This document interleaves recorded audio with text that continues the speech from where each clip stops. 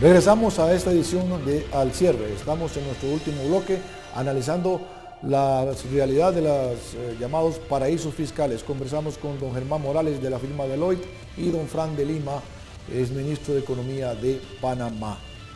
Vamos a ver unas declaraciones recientes de la canciller de Panamá a raíz de la declaración de paraíso fiscal de Panamá que hizo el gobierno de Colombia.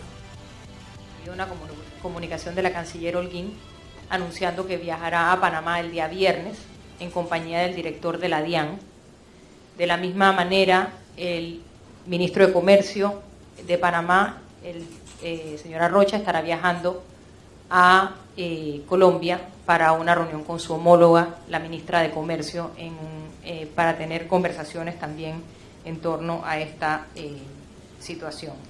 Lo que el gabinete ha decidido es dar un plazo de 7 días, esperando que el diálogo que se va a dar esta semana produzca las condiciones para que esa negociación y esas conversaciones se den en un marco de igualdad de condiciones.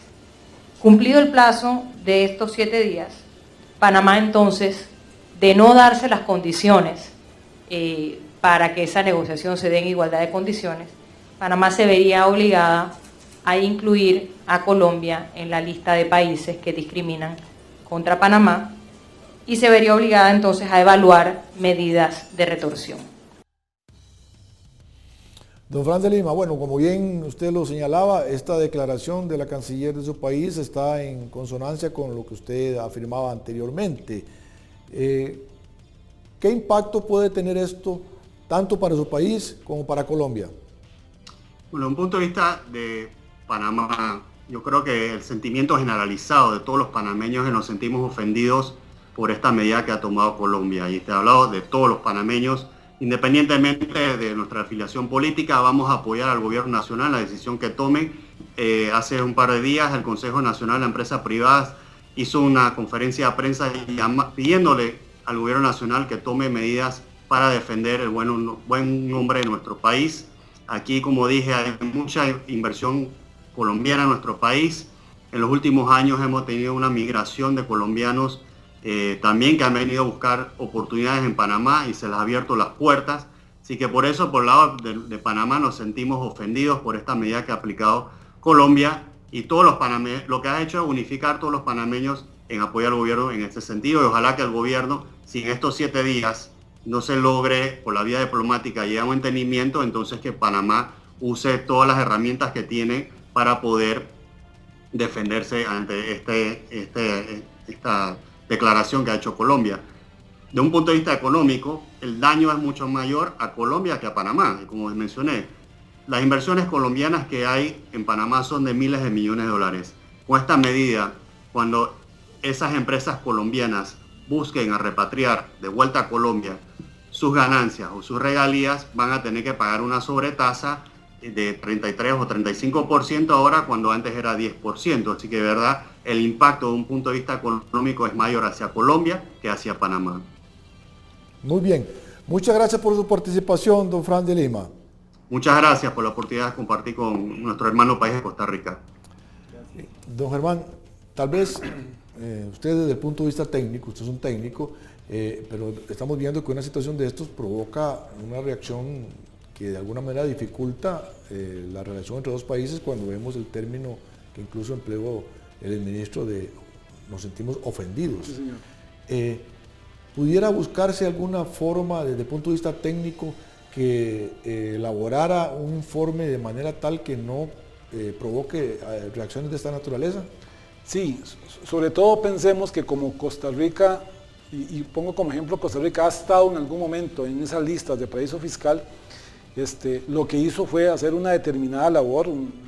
Viajamos a la OCDE, pusimos cuál es nuestro régimen tributario, que lo tenemos, por cómo se paga impuestos en Costa Rica, y se implementaron cosas puntuales, transparencias fiscales, que es lo que le conté anteriormente, que es las debidas diligencias de todos los que depositamos dinero en los bancos para dar información de esos dineros que se dan, orígenes, quiénes son, de dónde vienen. Correcto. El otro elemento importante es tener un régimen tributario que tribute lo más equitativamente a todos los sectores. Costa Rica vino y hizo un cambio fundamental, por ejemplo, en los temas de zona franca, donde tuvo que cambiar ciertos incentivos que había para que fueran comparables con los de los otros países y no sea un beneficio tácito para una empresa que se venga a establecer al país. Y el elemento más importante es hacer convenios de intercambio de información multilaterales con varios países, en donde Costa Rica decide, y en estos momentos tiene ya más de 15, 16 tratados firmados con países de intercambio de información, y eso hace que ya la OCDE nos tenga claramente establecidos como un país que no es paraíso fiscal, que no está en una lista gris. ¿Cuáles otros, aparte, bueno, esta fue una declaración de Panamá, pero desde el punto de vista de la OCDE, ¿cuáles otros países de la región son paraísos fiscales? Sí, eso es importante. La OCDE define una lista tentativa de lo que ella conoce que existe, pero cada país después decide para ella quiénes son para ella paraísos fiscales. Por ejemplo, los países fiscales más conocidos son algunas islas del Caribe, algunas islas por el lado de Francia, las Islas Vírgenes Británicas, Man, esas islas que tienen algunos beneficios especiales en donde la finalidad es un sector financiero fuerte y en donde lo que se pretende es invertir los dineros sin conocer mucho la información.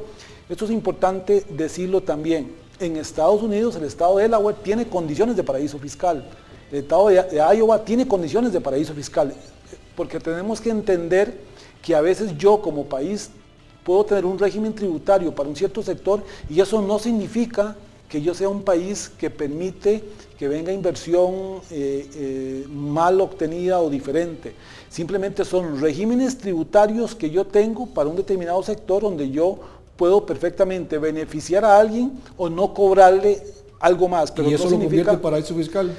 Eso es uno de los elementos. Pero si yo agrego los otros elementos, si no identifico bien quién es el que deposita, si no hago las debidas diligencias, pregunto orígenes de fondos, y además yo no tengo la limitación del secreto bancario, que es un otro elemento importante, que es que se conozca en algún momento por la entidad tributaria de cada país o por las entidades tributarias de otros países donde se hizo el convenio, cuál es la información bancaria de esas personas que invirtieron, eso hace entonces que yo no sea un paraíso fiscal. Pero puede ser que yo tenga algunas de las condiciones y eso no me hace paraíso fiscal. Muy bien, muchas gracias. Mucho gusto. Muy interesante su intervención, don Germán. Gracias a todos ustedes. Nos vemos la próxima semana en otra edición de Al Cierre.